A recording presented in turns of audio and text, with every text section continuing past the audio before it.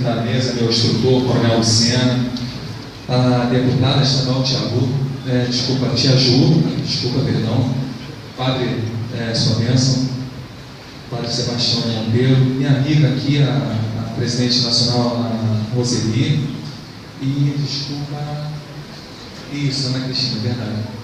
Eu queria também saudar uma pessoa que eu acho que já foi citado o nome. Muitas pessoas já estão tendo seu nome citado, nobremente citado o nome, mas eu queria citar aqui o nome do meu amigo lá, o Coronel Paulo, da nossa Lab Jovem aqui, por favor. Uma pessoa muito importante. Se eu não me engano, está montando uma estação rádio base aqui no prédio da Cruz Vermelha também.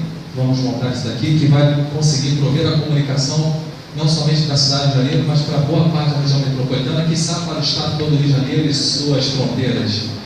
Isso no momento em que nós mais precisamos da comunicação mesmo.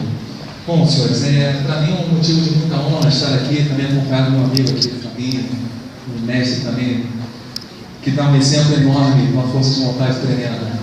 A cada vez que eu converso com ele, é um soco na boca do estômago, que a gente perde até a fala.